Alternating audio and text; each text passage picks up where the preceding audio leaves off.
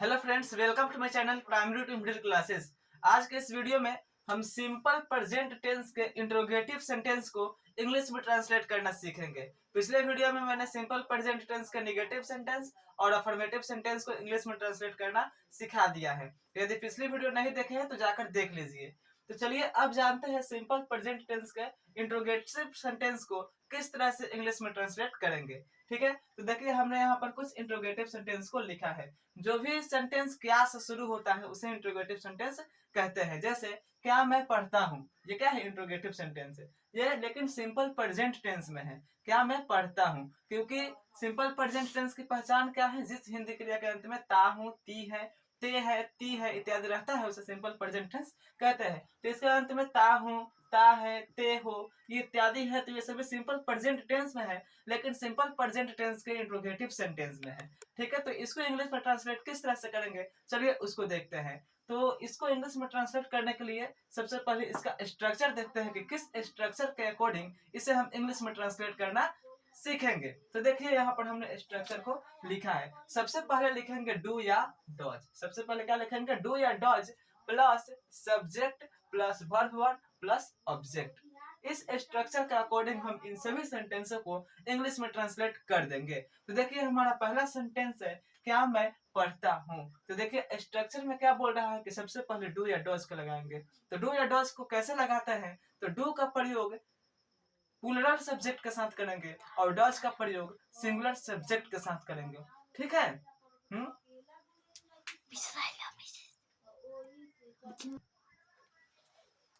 तो चलिए इस सेंटेंस को इंग्लिश में ट्रांसलेट करते हैं। क्या है? क्या मैं पढ़ता हूँ। तो सबसे पहले स्ट्रक्चर के अकॉर्डिंग डू या डॉज लगाएंगे।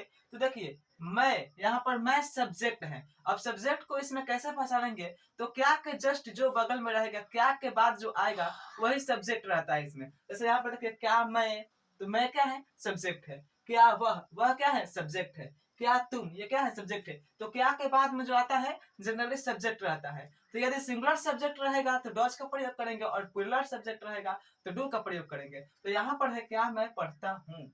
तो मैं क्या है? सिंगुलर सब्जेक्ट है, तो इसके साथ डू का प्रयोग होगा।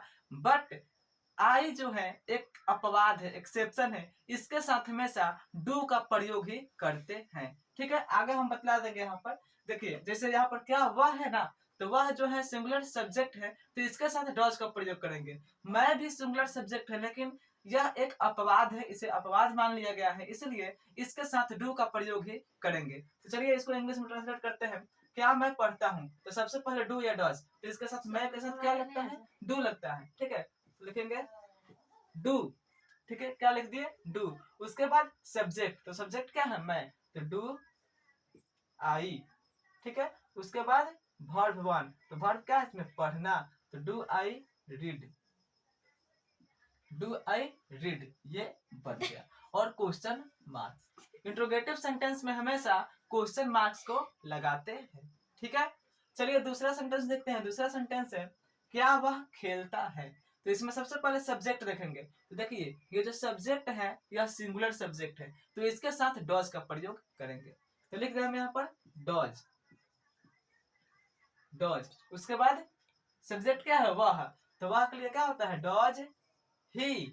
और उसके बाद वर्ब वन, तो वर्ब वन क्या? खेलना है, तो प्ले। और क्वेश्चन मार्क्स, क्वेश्चन मार्क्स जरूर लगाइएगा क्योंकि इंट्रोगेटिव सेंटेंस में क्वेश्चन मार्क्स लगता है। तीसरा सेंटेंस है क्या तुम जानते हो। तो यहाँ पर सब्जेक्ट देखिए, तो सब्जेक्ट क्या है? तुम है, और तुम क्या है? प्लूरल सब्जेक्ट है, तो इसके साथ किसका प्रयोग करेंगे? डू का। तो लिखेंगे डू, और तुम है तो डू यू। ठीक है, और देखिए यहाँ पर वर्ब क्या है? जानते, तो do you know, do you know, ये हमारा हो गया। चौथा है क्या राधा नाचती है। देखिए राधा, राधा क्या है? सिंगुलर सब्जेक्ट है, तो इसके साथ डॉज का प्रयोग करेंगे। लिखेंगे डॉज राधा, डॉज राधा, नाचती यानी कि डांस, रोज राधा डांस। ठीक है, उसी तरह पांचवा है क्या हम लोग पढ़ते हैं। तो क्या हम लोग पढ़ते हैं कि इसको इंग्लिश में ट्रांसलेट किस तरह से करेंगे, आप इसे कमेंट में बतलाइएगा। आप इसे कमेंट में बताइएगा कि इसको इंग्लिश में ट्रांसलेट किस तरह से किया जाता है।